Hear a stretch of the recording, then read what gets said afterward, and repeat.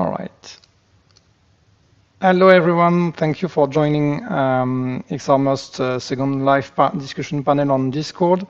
I'm really glad to get everyone on board this time and to get a few more people on the back. This session will be moderated by Michael Barngrover, researcher from Turkey. And Michael, I will leave you the lead mic.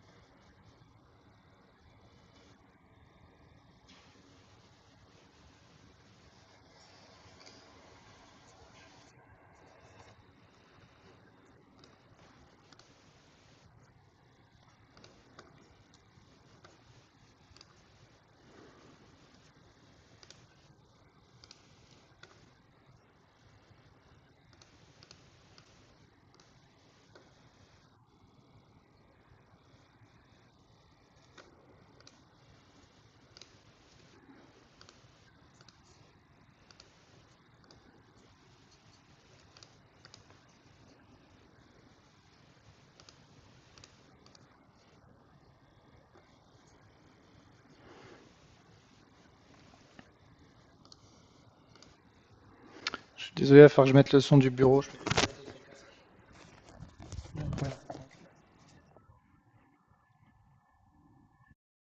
Her as part of the Fifth Wall Forum's Connector event a couple years ago. So some of you, if you're not familiar with the Fifth Wall Forum, it's an immersive theater community of enthusiasts from, I would say, predominantly US based, but it is global. In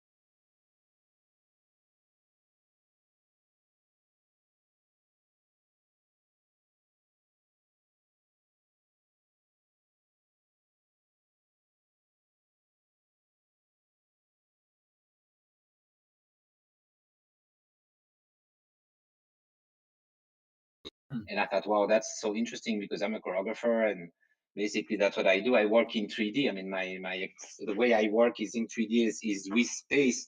Is not only my body or dancers, but inside the space, but it's also the space in between in between the people. And we try to create a meaning with movement. So that's what we do in contemporary dance. So I thought, okay, making a 2D movie, I thought, well, that's maybe a little bit too much. But when I saw the 3D possibilities, I thought, wow, stereoscopy, and I thought, wow, that's something I feel comfortable. So I decided to make a project. It took me quite a while to get the funding. And finally, we did it. It came out in 2016. And I was kind of happy. I mean, I think I'm happy with the result, but I saw a lot of little defaults that I would like to change. And obviously, In cinema, it's impossible to change, just too expensive. You don't access anymore what you have in the box. So when I discover VR, I thought, wow, that's the next level. So I discovered VR with a company called Artanim here in Geneva. They have a studio, and they developed this immersive system so that you can wear markers on your head, on your feet, a backpack, a headset, and then you can see your own body. So when I experimented with the system, I was like, yeah, wow, this is next level. So I thought, wow, I could see my own body, see myself dancing with Susanna in a duo, and like going around real size. I thought, wow, this is amazing. So I said, well, I want to make a piece. So with this system, so they allowed me to use their technology. And then I did this piece called VRI, and that was really successful because we did a lot of touring, and also we started to go into those film festivals. And that was very new for us. I'm a choreographer. I was like, well, what am I doing at Sundance? But but now I'm getting used to it. But so that was really a big kind of what I call is like exploring the new territories. So for me, it was the new digital territories, like when you discover a new island, or maybe scuba diving. Like in the 60s or 70s, they invented the autonomous scaphanders, so you could buy it and go under the sea.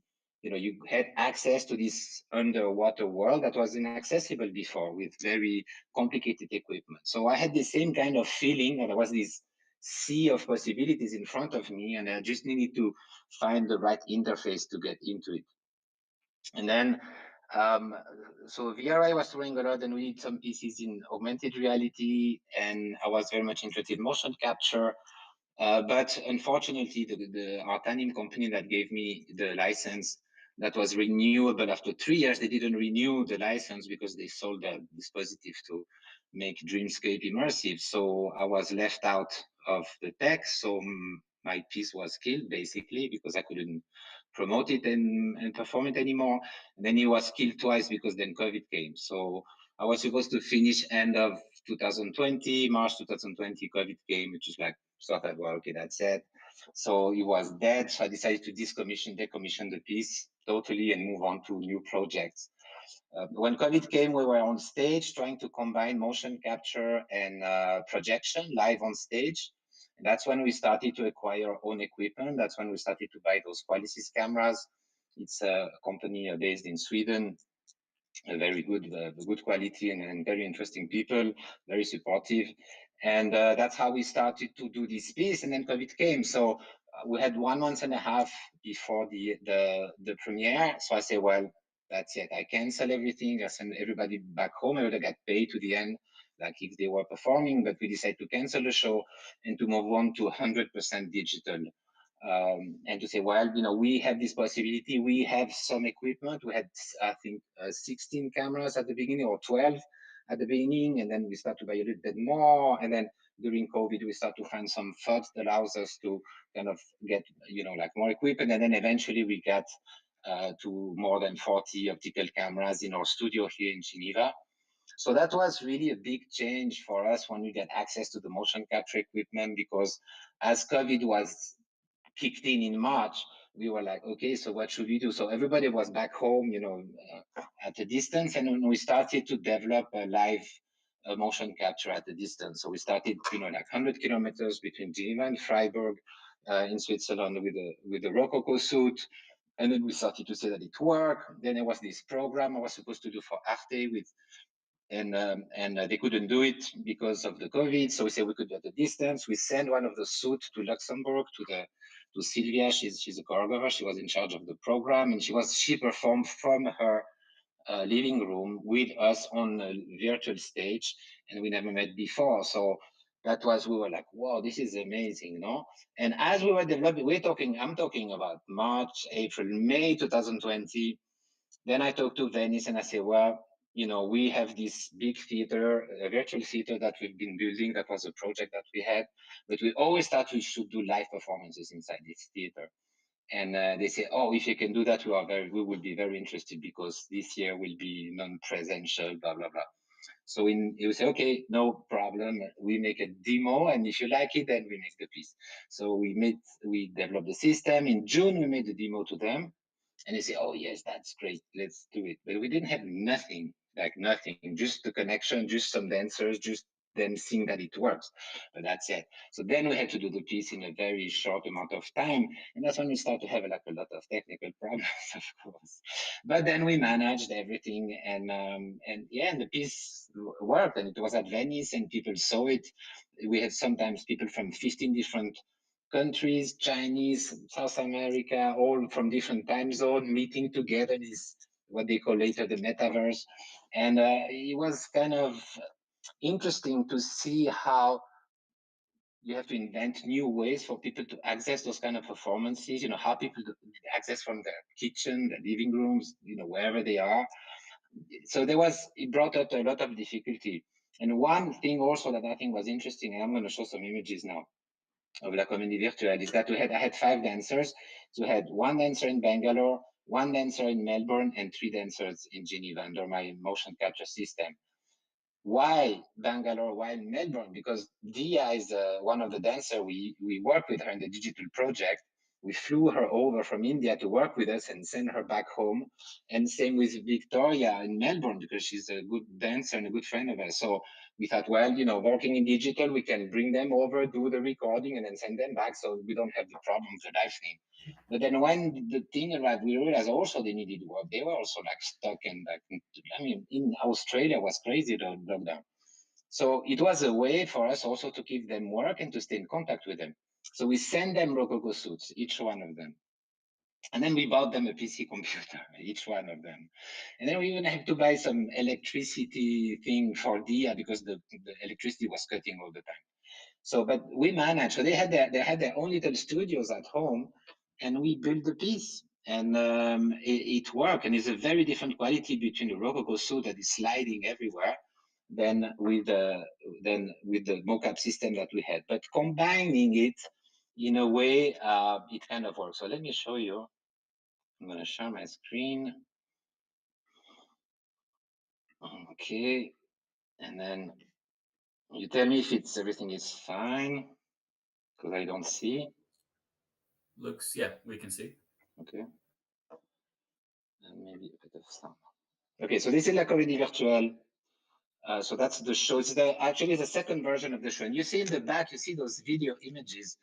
Those video images are the images of each place. So you have Dia in Melbourne and us in Geneva. I mean, Victoria in Melbourne and Dia in Bangalore and us in Geneva. And in the first version, we had a big problem because the video was 30 second, had a 30-second delay. And we couldn't manage to not have 30-second delay. So that was creating some confusion in the head of the spectators, because it's like, is it live, not live? So that was a big kind of conceptual problem that I didn't notice, and it was too late to go back. But now our developer found the solution. So now we have like a millisecond difference between the video stream inside the VR experience live.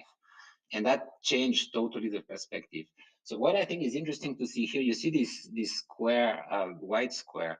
This is what we call the Mocap Space. So this is the real Mocap Space that we have in Geneva. And Dia and Victoria, they come also into this Mocap Space. So that's their reference. So at home, they also have like some references of what is the real space. And this is how we can make them be together. So they start, so you always see them on the mocap space, and then what you see in the back of the theater is the multiplication of themselves. And then the back door of the theater in the second version, the back door of the theater open, and then the people can just go on into this very big garden, and then there's a big bridge, and then there's big giants, and they go straight, and they find at the end again the theater in the desert, and they just go back inside. So typically, I mean, it was difficult, like, you know, how are we going to make people follow? Will they understand? Will they go everywhere? You know, we really had to kind of invent and develop and attract them to go where we wanted them to go, even though they could go anywhere they wanted. But it kind of worked. Okay, so that's the end. And I'm going to show you. So that was like super interesting piece, I think, but that was the limitation of the access to audience, because it's very difficult to bring people from their living room, their kitchen, or wherever they are, their studio in the middle of the night or a different time zone.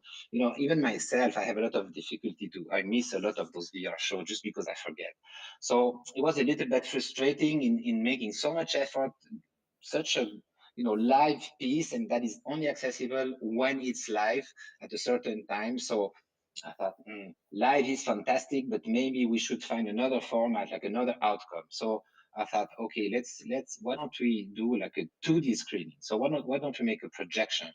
So we started to make this piece called Cosmogony. And it's also a little bit more simple because it's only 3 dancers. They're the same 3 dancers in Geneva, Susanna, Rudy, and Joseph. But it's a 2D projection. So it's like live cinema. So the advantage that we have that we totally control the screen. So it's much easier in a way to control it, like a movie. And then we kind of reuse the system of the grid that you see now. In some moment you can see the dancers appear, and then you back into the digital. And we use this system of multiplication. So we multiply the motion capture space in different places. So now, as you see, now the camera is moving toward another mocap space, but the dancers, they know already that the camera is coming to them. And you see Joseph in the back, he's acting still as one of those big fluffy avatar, and now he's starting to dance. So they know what's coming next, and they can prepare themselves, and they know the movement of the camera. So it's kind of very choreographed. With the camera movement, a very small space, but the outcome is a very big space. It's a big city, and all this again, it was constructed quite fast. Cosmogony, it came out of a collaborative project that we did with Argentinian dancers at a distance, and that's how we discovered this kind of vocabulary. And this, we've done it, so it opened in Singapore. So Singapore from Geneva is about 10,000 kilometers. And we did it. It was supposed to be a video mapping on a 100-meter wide building. But because of COVID, there was some problems, and they had to send us inside the theater, which was ironic. And I'm just watching this. Yes, and then we had to do it in a theater. It was a 2,000 seater with only 50 people inside, so that was a little bit strange. But we did about 6 performances, 10,000 kilometers away, live. And then we did one in Bucharest. In Bucharest was a video mapping on a building, on a huge building. Actually, I think, Gilles, if I'm sorry to interrupt, if I, because some of this, I'm finishing. I'm finishing. So we did like a big video mapping on a building. So I mean, that's a little bit where we are now. Is we are into this, try to understand what is a live performance, what is the advantage of a live performance. And one of the big advantage of a live performance is that you can rework and rehearse. So that means that the version of Cosmogony we did at Sundance was much better than the one that we did at the opening, because we reworked and solved a lot of the problems. So live is not only for the excitement of being live, it's also because it means that the piece is evolving after each, like a live performance. That's it. Sorry if I was a little bit too long. No, perfect. Obviously, you had a lot to show, and we're going to probably be referencing back to some of that in the later part of it. So thank you very much, Joris. I'd like to give you the opportunity now to introduce you and your work. Try to click some buttons first. Let's see if I can. We lost your audio just now. We heard it at the beginning, and then just a second. Can you still not hear me? Can you hear me now? Okay, we see your screen. Oh, okay. But we don't hear you, unfortunately. You don't hear me? That's weird. I totally hear you. Oh, do you? I'm sorry. Then it's just me. For some reason, I wasn't hearing you, Joris. If everybody else is, okay. It's all good. All right. Thanks, Gilles, for your presentation and showing your work. It's really inspiring. And I realized I saw a version of of the performance where you did exit the theater, actually. So it was really nice to see that you're also breaking walls, also virtually. Yeah, I want to just briefly tell a few things that I've done so far. I call myself a mixed reality designer and researcher, basically because most people don't know what that means, and that affords me a lot of space to experiment and figure out what this XR domain can be in terms of performances or performative experiences. So I work at the University of the Arts Utrecht, but I also make my own productions, and I'm also still a student because I'm doing a PhD research on collaborative design in mixed reality environments. I'm mostly interested in the design process because, of course, I'm a designer myself, but also because I realized that the design process is actually changing when you start to use new instruments and new tools and actually design for new stages.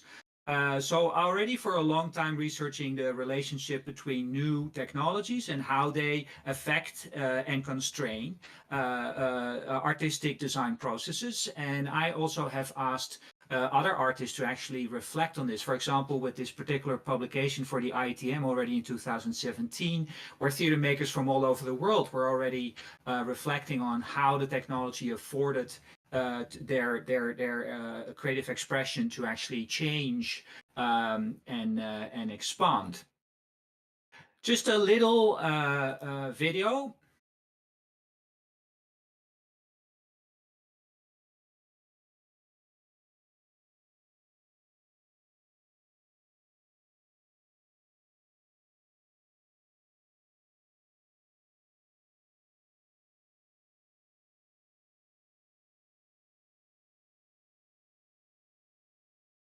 Now, I want to check. Could you hear the soundtrack in the background? Was that?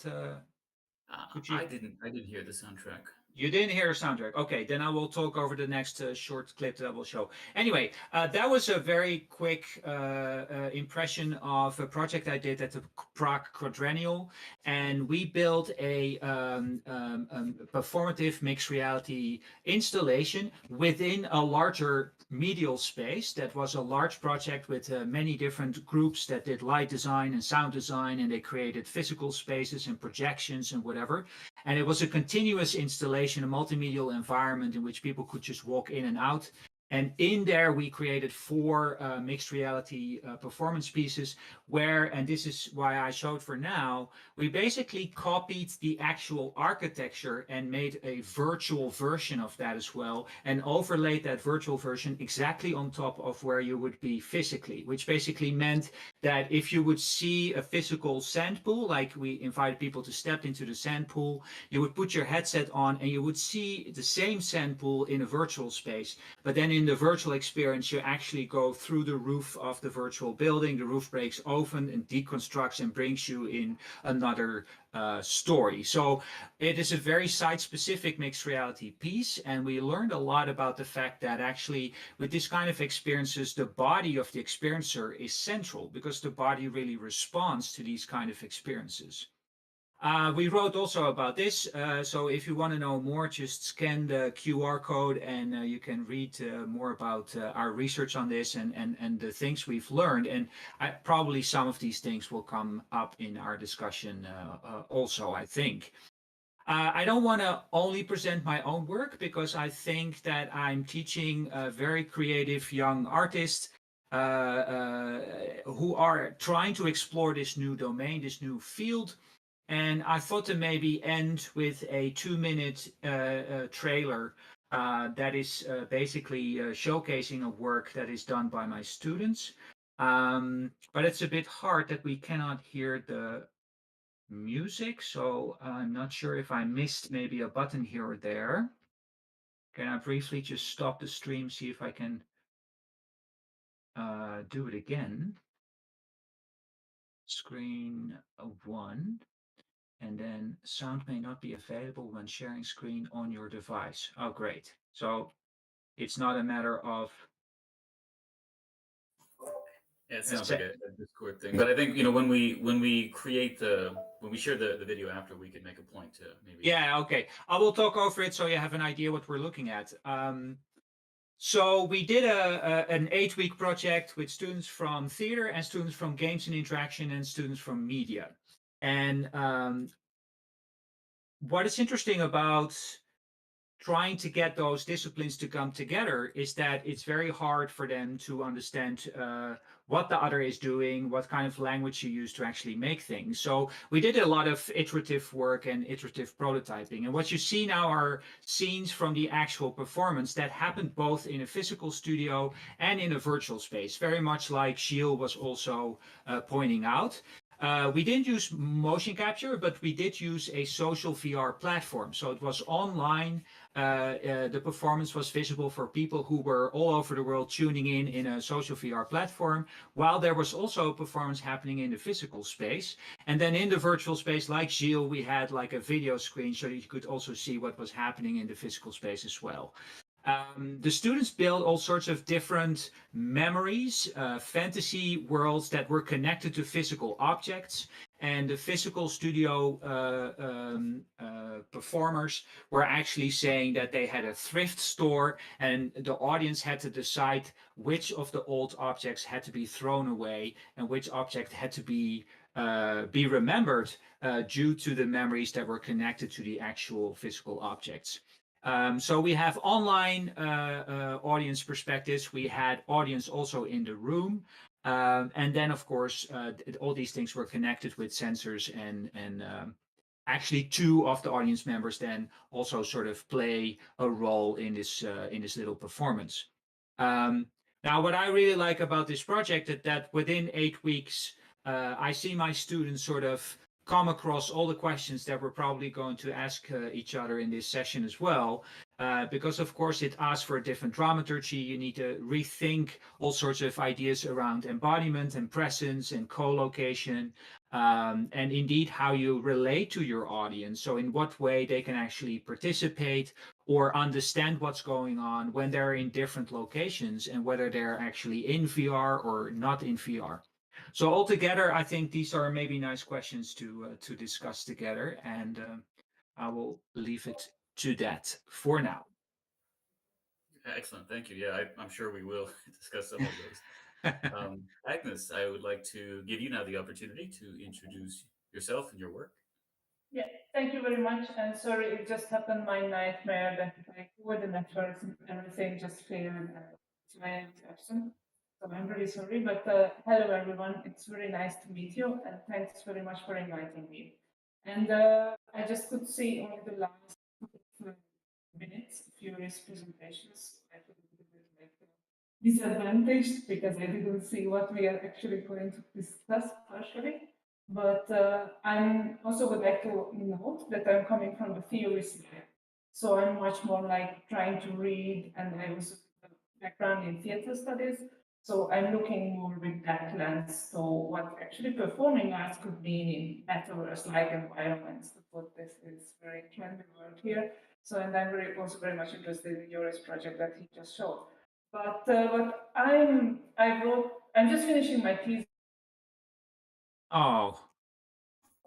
No, I think, yeah, Agnes is having some connectivity stability issues. You're back now. Yes, I think you might hear me. I think yeah, maybe without video. Maybe we can just for this portion at least. Maybe okay, I can share my screen then. Okay. So, but I just wanted to say, and then I stopped sharing.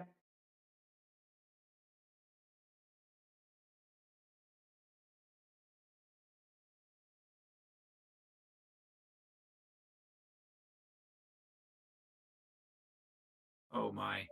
Yeah, I'm not sure. I lost you for a bit, Agnes. I'm not sure if you're there now. Can you hear us? I think maybe what we can do.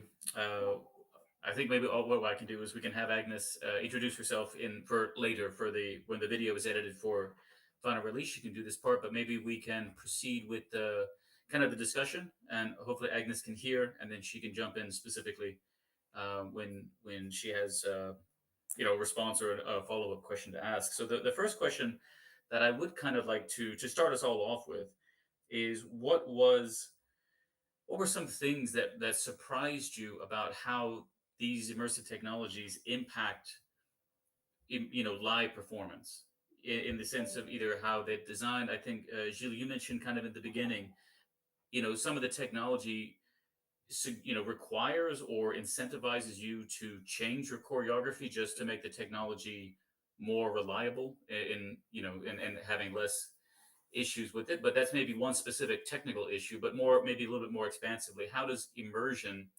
either audience immersion or semi immersion, impact just performance and the performances that you focus on? I throw that to everybody, to all three of you.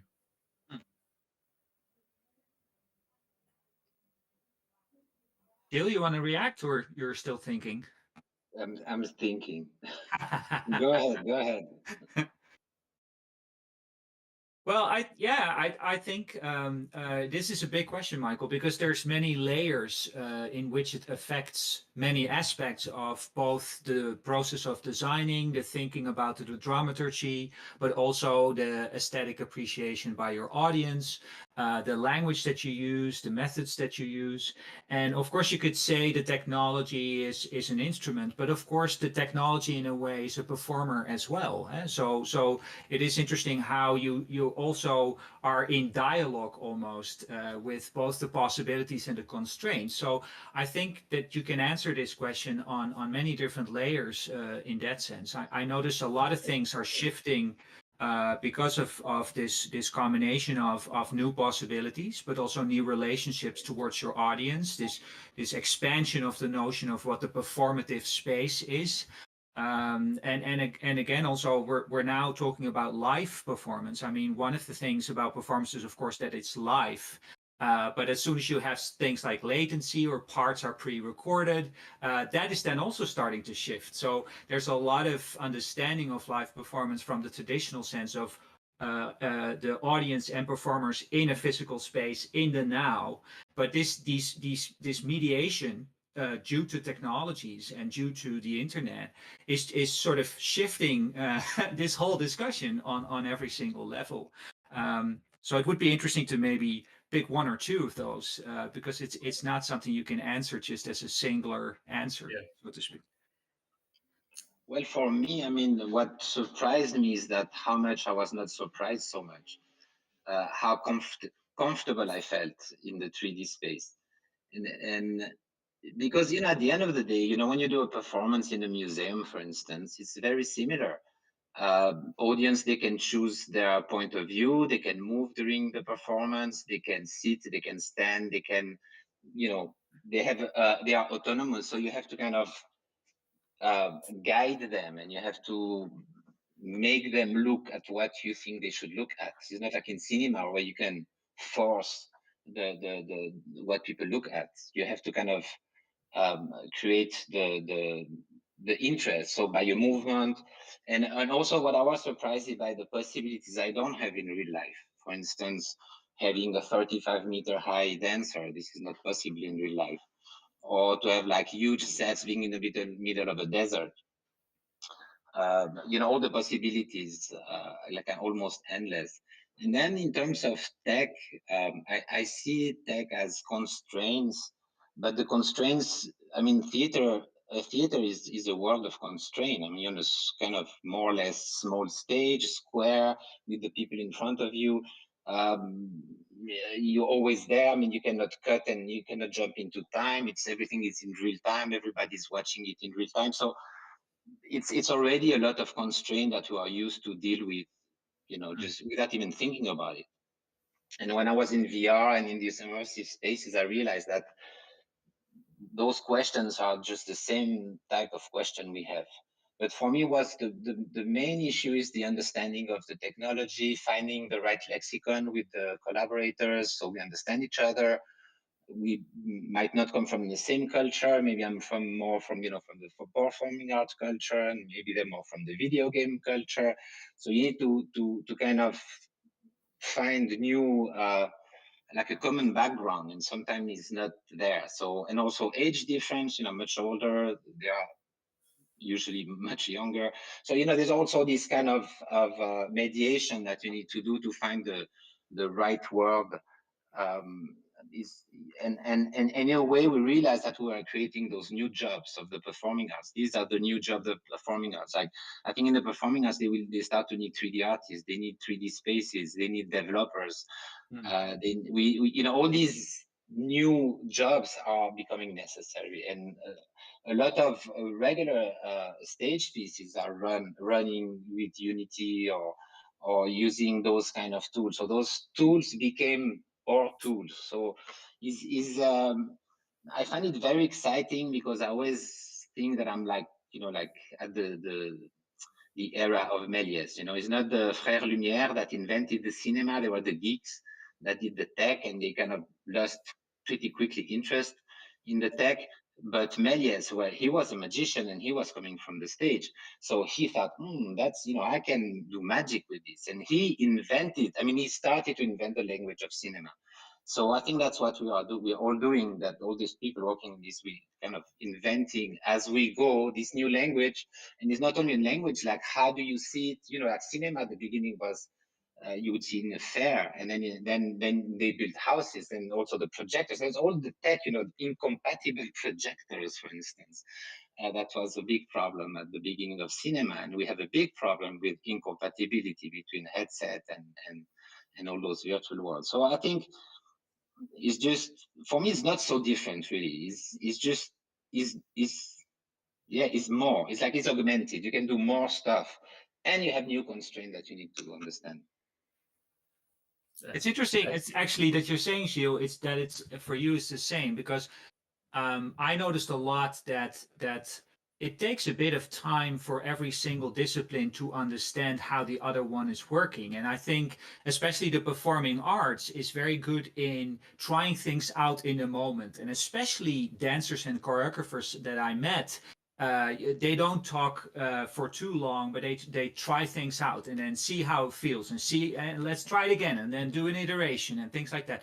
That's a kind of immediate embodied way of working that you don't find as much in the tech scene. So people who develop for VR, they're hardly aware that they have a body. So I'm just curious how you feel it is the same, because to me, I noticed actually that you have to really sort of work towards understanding each other's practice a bit more and take some time to arrive in a space and in a language, in a way of working where you can actually do the iterations together. So I'm very curious how that was for you. Maybe you found exactly the right game designers that got it, but I'm just curious how that was for you.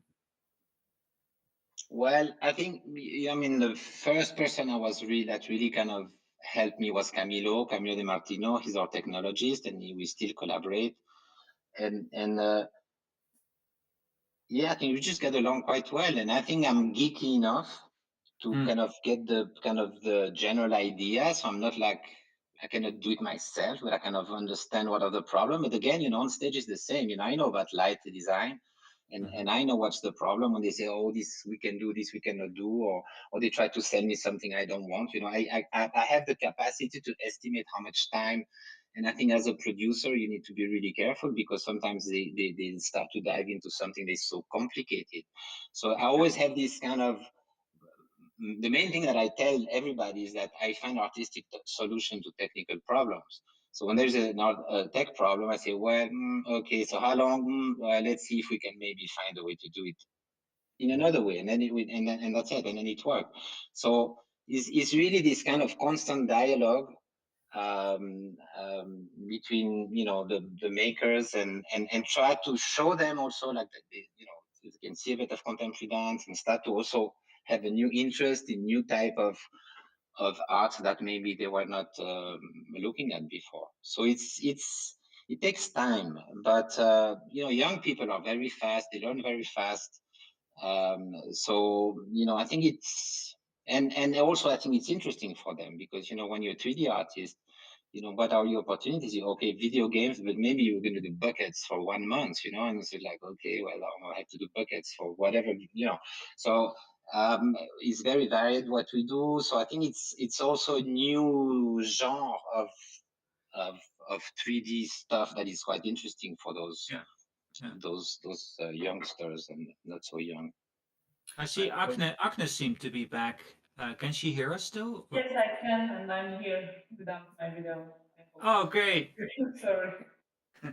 So I wanted to follow up on something you said, Joris, and Agnes, I wonder if this is something as well, perhaps you have a response to. Joris, you mentioned technology almost as a performer, right? And I do think some of the experiences that I've been in, and Agnes maybe she would have if she had a chance earlier to introduce. She had reviewed some of the most most famous theater performances in VR recently, like Welcome to Respite and Finding Pandora X and The Andre Presents the Tempest. And you know, the onboarding, for example, the onboarding experience of that is both, you know, requiring, in my experience, you must acknowledge the technology and perhaps the unreliability or just the quirks of it. You know, you're very aware of it. And so in some ways, I think, Joris, it's in the room, right? You're always aware that the technology is with you. Agnes, you know, what do you have any thoughts about how these pieces that you were reviewing and you've been studying, how they address technology as the thing that everyone's aware is this mediating force?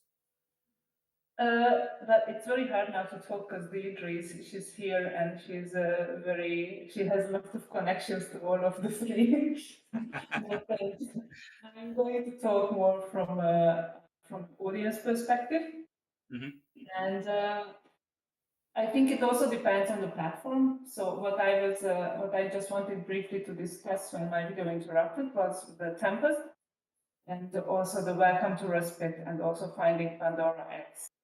And while the Tempest has its own application, so that was actually my first experience.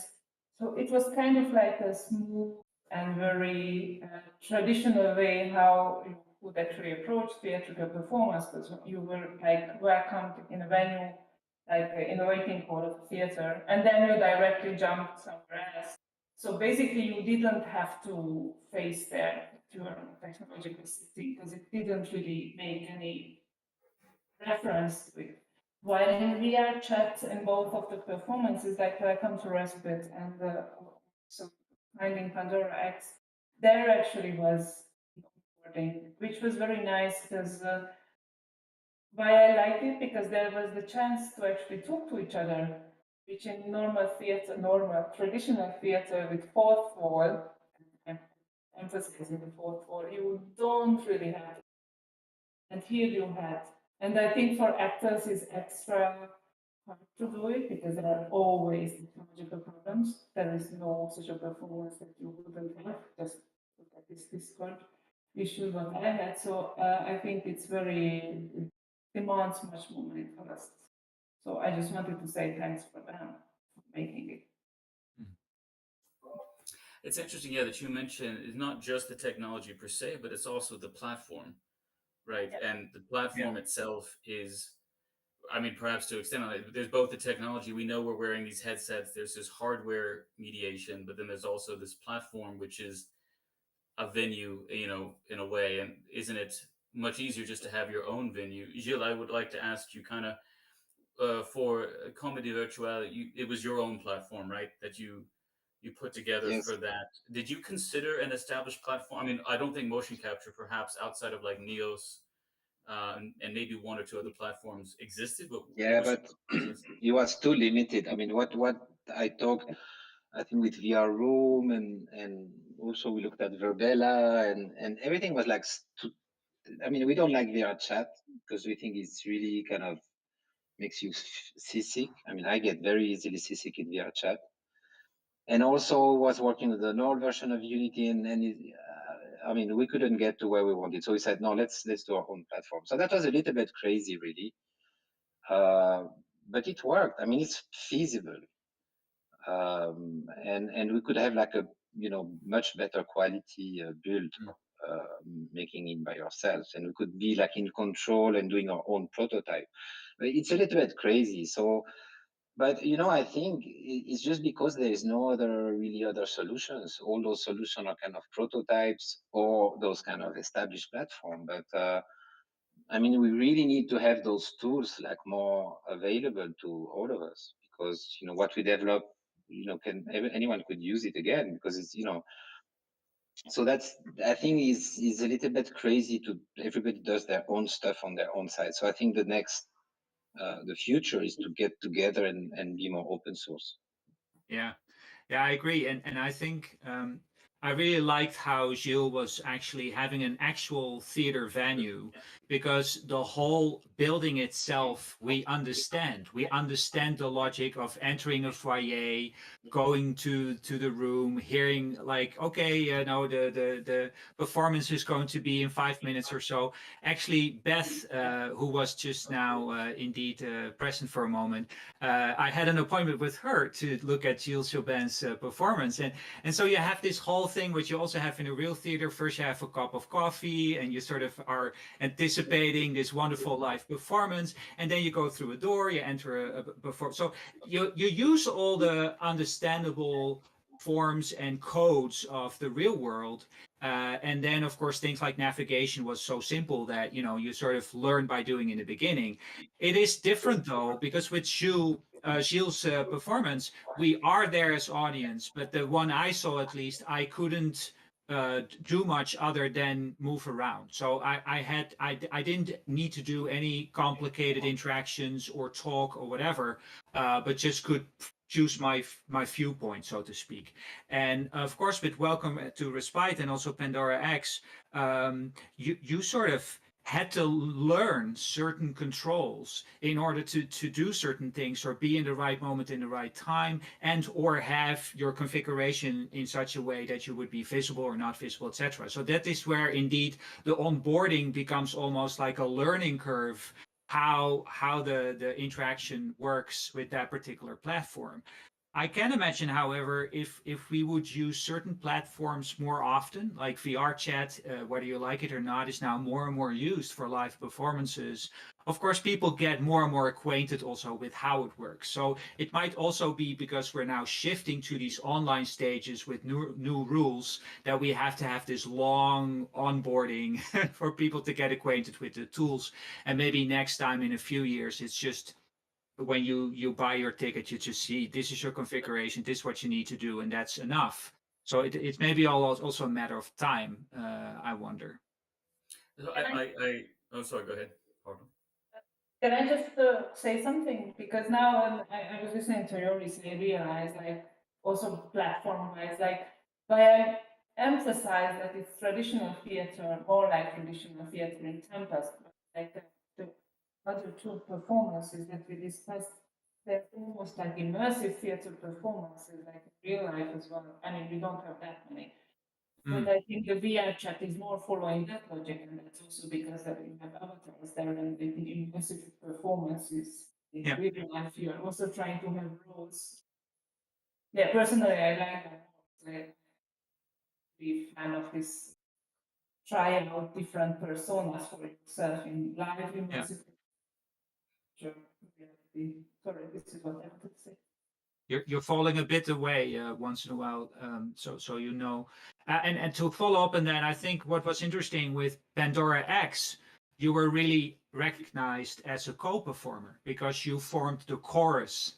While in Welcome to Respite or Respite, I'm not sure how to pronounce it, and actually only one person was chosen to be visible and co-perform, but everybody else would become invisible, which I thought was an interesting choice as well.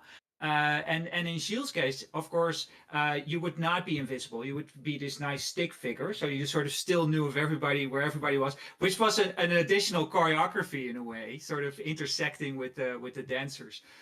So you see already that there's different strategies, not only based on the platform, but also on how do they relate to the audience and how the audience is actually visible or not visible and what agency they have. And it's interesting that we're still trying to find these different strategies. And also we start to realize more and more that when you do a performance, it might actually be that you need several of these strategies within one performance. So some people will say, I don't want to be visible, I just want to watch. And other people might be, I do want to be visible, but I don't want to do too many things. And maybe there's one or two who say, oh, I want to be fully engaged.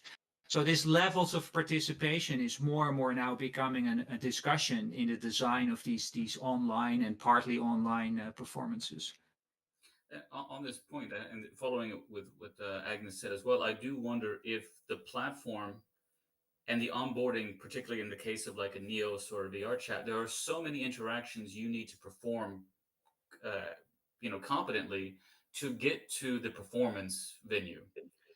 And if once you're there, if there isn't so much for you to do, it is kind of an interesting journey that you had to learn and do so many things, and then now you won't do so much.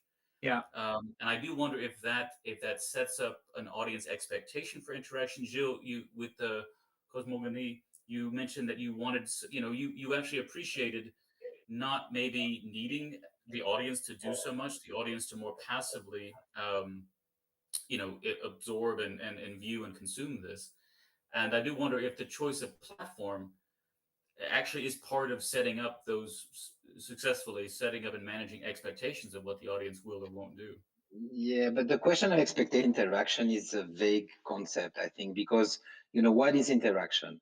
And in live performances, we have performances with interaction, and we have a lot of performances without interaction. Most of the theater you go to see, you don't interact with the actors; you just watch, applaud at the end, and that's it. So it's for me, it's not like part of the experience, the interaction. For instance, in VRI, the immersive piece for 5 people, there was a lot of interaction, but the interaction was between the people. Just the fact that they were alive and they could speak to each other, the participants to the experience, that was the interaction. So there was no button to press, because I didn't want to make an escape room. I didn't want people to be looking for buttons and things to do. I don't.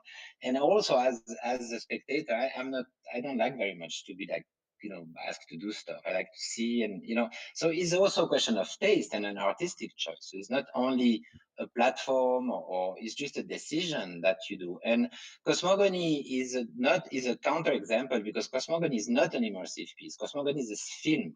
Is a cinema piece, is a 2D film, so is live cinema. So I have the tools of cinema, which is controlling the gaze of the audience. I mean, it's like a cinema director. As a cinema director, you share your vision of the world with the audience. You choose what you see and you choose what you show.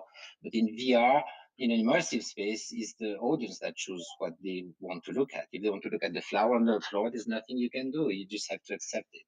So it's a different approach. So Cosmogony for me is a different question. But the question of interaction in something like community virtual, there's no interaction with the dancers. I mean, they don't interact with the audience as such. So you say, well, it's only recorded. This is rubbish. It's like, yeah, maybe, maybe when you go to the theater, they're not real actors. You need to have a little bit of trust.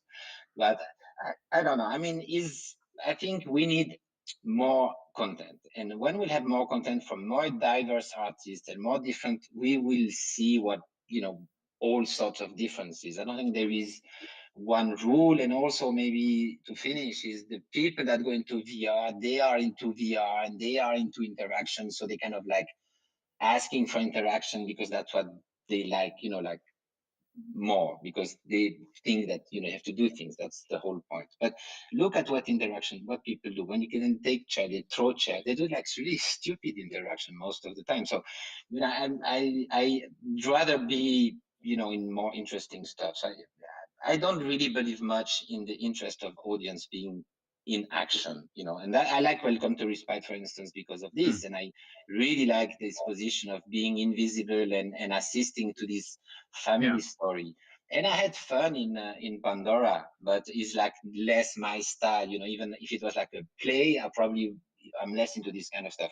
But I had fun. I think it was super well done.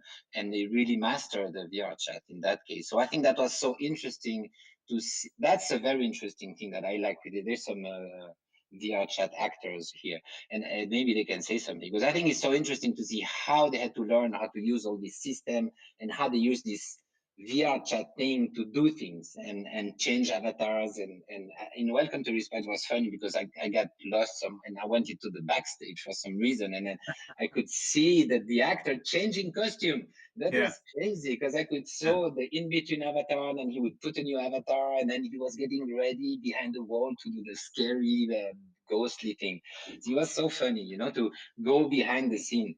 So yeah, I mean, there's so many possibilities. I would do like a only behind the scene performance. I think that would be so. I completely agree, and I had with Welcome to Respite also something went wrong, like the lead person disappeared, his connection disappeared. So the one of the audience that was playing the lead role of the child just disappeared. Yeah, that's a bit of a problem because the whole play was around this particular character. But what I really liked is that the actress basically said, "Oh, he's gone," and yeah, okay. And so then everybody appeared again, and we were like you just put like the theater light on, like the working light. Okay, we have a little break. Why don't you talk to each other? We'll come back.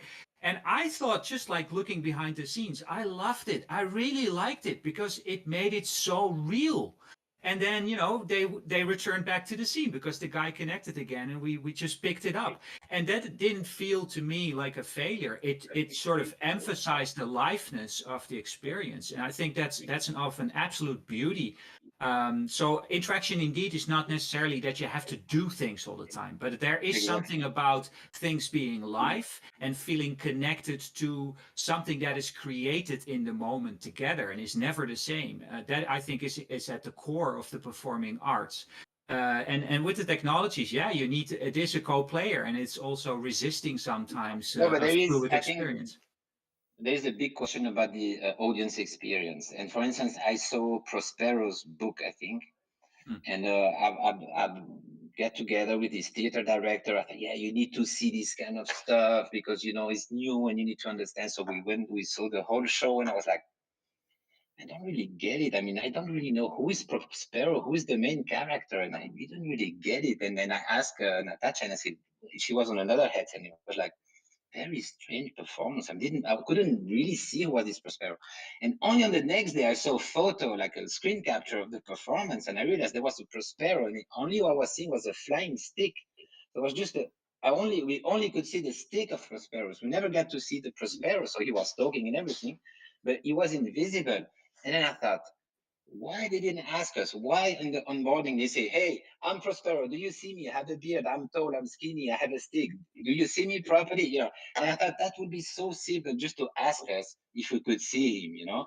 And really was very disappointing experience because I thought, well, you know, I make all the effort to come at 8 o'clock in my studio, and then I see nothing as an invisible moving stick.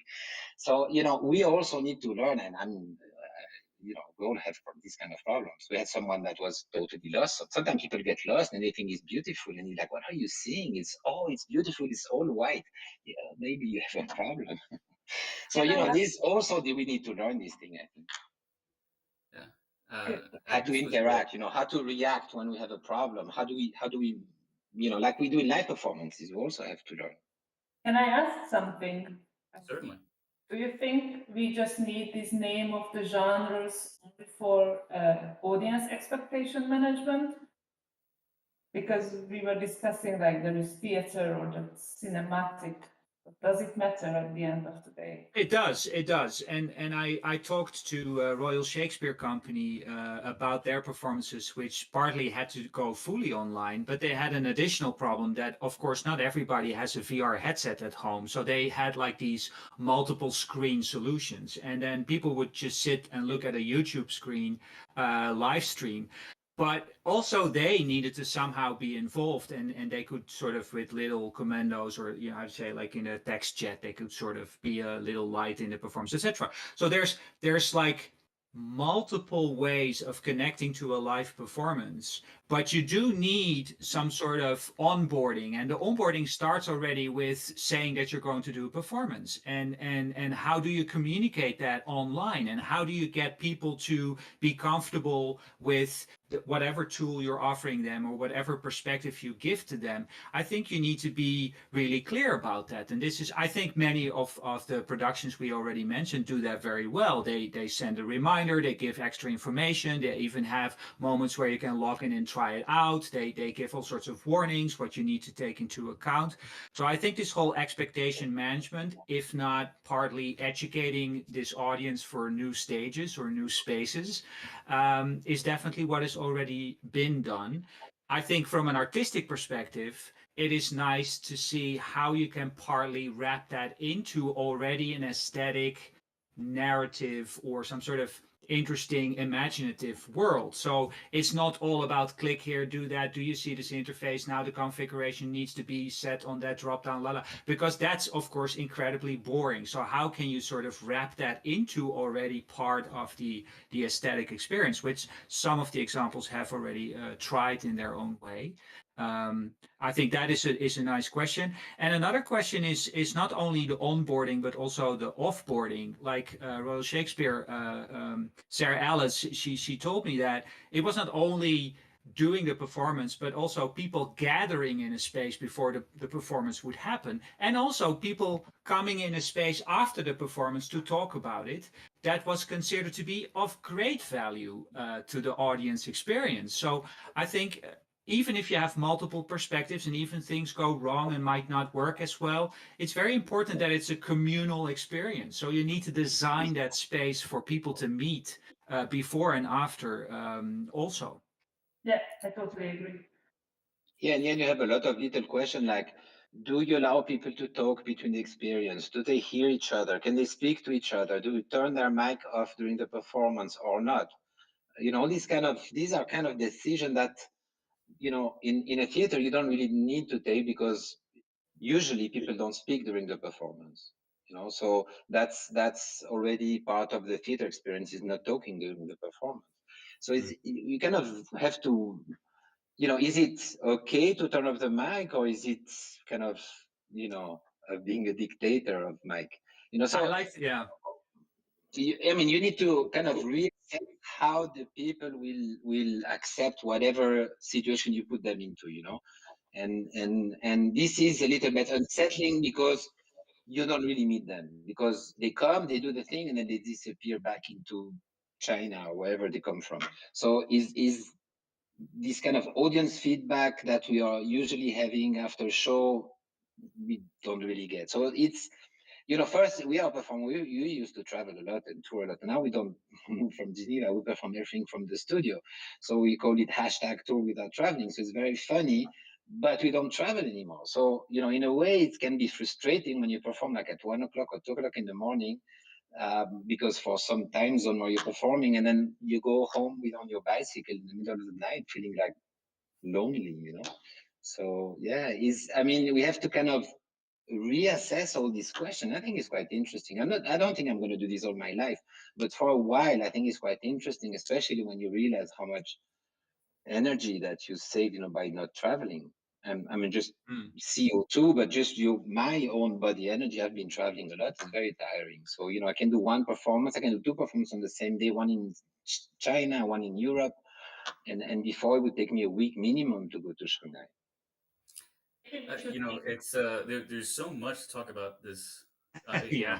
We've asked a few questions, and I don't think we're gonna be able to follow them up. We will actually have to kind of wrap this session up, but already we anticipated this, and so the idea is to have more panel discussions in this broad field, and maybe dive a little deeper, maybe work with the format, maybe extend it a little bit as well. One question just that I wanted to throw out is, what you guys were describing, particularly you Joris, was this, when Welcome to Respite kind of, there was a technical glitch and things had to stop and things became real for a moment. Is that when, it seems like to me, right, the effort of cinema and of stage performance sometimes is to create the unreal, right? Because you take it for granted this is real. So the efforts are about creating the unreal. And in a digital mediated space, maybe it's taken that it's not real, and so much effort is put into making it feel real. I would love to discuss some of that, just follow that rabbit hole a little bit more in another session. So we will have to finish today, but we promise to do some more sessions throughout the summer as we get into fall as well for XR Must, and particularly again on this subject, maybe with re-inviting some of our panel today for a couple more talks, and inviting some other performers and other creators. There is some performers in the chat. Yeah. Oh yeah, I see some people performers who have a lot to say about this as well. Yeah. There's a couple attendees who are on the list, the short list for follow-up panels already. So don't wait too long. Don't hold your breath. We'll be scheduling those soon. But thank you very much. I want to thank all of our panelists. I want to thank you, Gilles, Joris, and Ágnes, Matthew as well for hosting us. And I want to thank all the people who attended today. And we'll be preparing this in a video to share fairly soon, and maybe some additional content that we can wrap up and you can share with your colleagues who weren't here today. So thank you very much again, everyone, and have a great day. Thank you very much for organizing. Thank you for having us.